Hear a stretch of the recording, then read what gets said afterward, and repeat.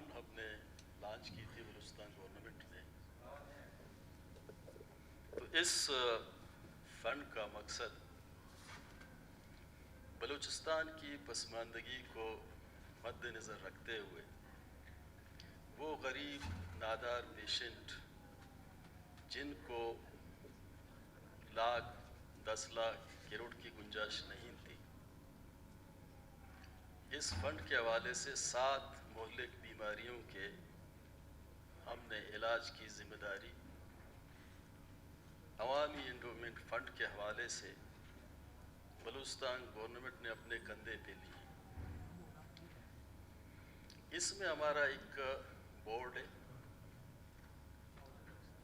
और उस बोर्ड में हम फैसला करेंगे।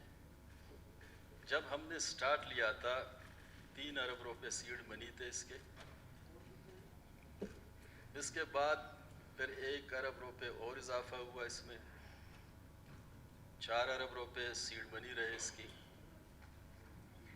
अभी मंथली आते हैं 4 करोड़। जब हमारी मीटिंग होती है उस बोर्ड के मीटिंग में कभी 30 करोड़ कभी 35 करोड़ के केस वहाँ जमा होते हैं। तो इन केसों को निकालने के लिए हमें 3-4 महीने इंतज़ार करना पड़ता है। चूँकि सरदार साहब का केस उस बोर्ड में शामिल नहीं था, उसके बाद सरदार साहब ने कोशिश की। डॉक्टर का यही कहना है कि मैं जब तक मरीज़ को नहीं देखूंगा मैं उसको कोई सर्टिफिकेट कोई सिग्नेचर नहीं दूंगा।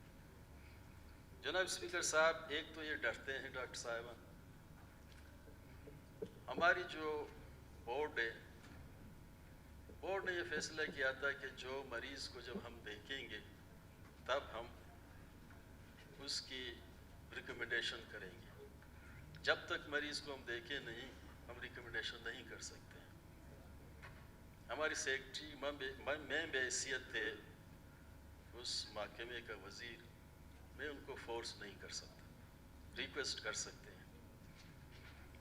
बात 10,000 की नहीं, अगर 40 लाख रुपए वो कहते हैं हम जिम्मेदारी नहीं उठाएंगे। यहाँ इसके 2 पहलू।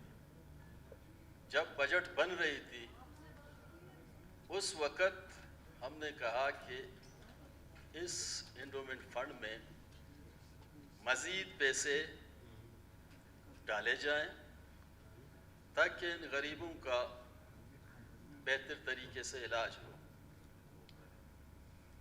मुझे याद है तो सारे मिनिस्टर भी बैठे हुए थे उस मीटिंग में बजट के। मैंने सबसे रिक्वेस्ट किया, चूँकि शायद बलूचिस्तान गवर्नमेंट के पास पैसे नहीं थे, वही 4 अरब पे गुजारा करना पड़ा। इस सिलसिले में न सिर्फ सरदार के 1 मरीज़ मर चुके हैं, हर दफ़ा 3 से 4 बंदे मर जाते हैं। कैंसर के, लीवर के, हमारे मकरान के भी मर गए, मंजगूर के भी मर गए हैं। जाम साहब बैठे हुए हैं, हमारे लिए काबिल एहतराम है, बहुत से काम उन्होंने किए। इसको लॉन्च करने में उसका बहुत बड़ा कारनामा है। इस फ्लोर के हवाले से अब भी मैं रिक्वेस्ट करता हूँ कि बजाय हम डॉक्टर के पीछे पड़ें, इस फंड में हम इजाफा करें ताकि हर ज़रूरतमंद मरीज़ जो बलूचिस्तान के किसी भी कोने में हो वो बेचारा मायूस होकर न जाए। थैंक यू जनाब स्पीकर। शुक्रिया मीर असद बलोच साहब। बात का इजाफा करूंगा कि ये जैसे मेरे मिनिस्टर साहब ने फरमाया है कि महीने के बाद या 2 महीने के बाद 3-4 महीने लग जाते हैं। अब एक इमरजेंसी है जिस पर मैं अपने पेशेंट को तो हम दफना चुके हैं, उसका बाप रोया है मैंने लोगों को सुनाया है, मेरे पास रिकॉर्डिंग मौजूद है, मैं रिकॉर्डिंग दूंगा इस्ताका कमेटी में। धाड़े मार मार के रोया है। आईसीयू में उसने रखा हुआ था, 3 लाख रुपए शिफा इंटरनेशनल का हर रात का आईसीयू से चार्ज कर रहा था। मेरी गुजारिश है, मेरे सीएम साहब बैठे हुए हैं, कि इमरजेंसी नेचर के जो भी हों, जो मर रहा है उसका मतलब है मंडे को उसको टाइम दिया जुमेरात को जुमेरात को उन्होंने कहा कि इतना जो है ना ये फारिग हो चुका है कि अब हम इसको ऑपरेशन नहीं करते, और मेरा ख्याल है एक दिन के बाद उसकी डेथ हो गई।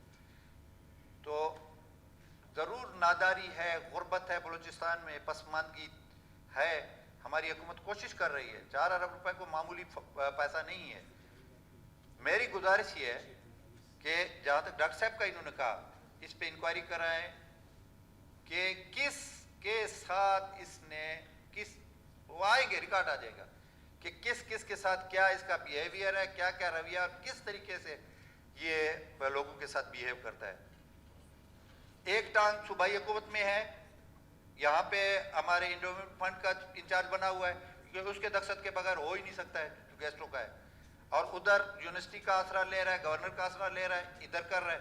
तो इसकी मुकम्मल, इसकी स्टूडेंट जब ये भर्ती हुआ उस दिन से आप गुजारिश है कि मेरे अपने सीएम साहब से कि जो एमरजेंट नेचर के हैं उनके लिए एक तरीक़ाकार वजात वो मुकर्रर करें कि एमरजेंसी में कमेटी है जो भी है वो फौरी तौर पे अपना इजलास बुला के वो इस चीज़ को, इस मसले को हल कर दे। अब एक डेथ बेड पे है और 4 महीने के बाद अल्लाह खैर सला वो हो तो गया, और ये पैसा किसी मरीज की जेब में नहीं जाता है, डायरेक्ट जिस हॉस्पिटल में है, जो रिकग्नाइज्ड हॉस्पिटल है, उनको चला जाता है। जनाब स्पीकर साहब, तो मेरी ये गुजारिश है। शुक्रिया केतरान साहब।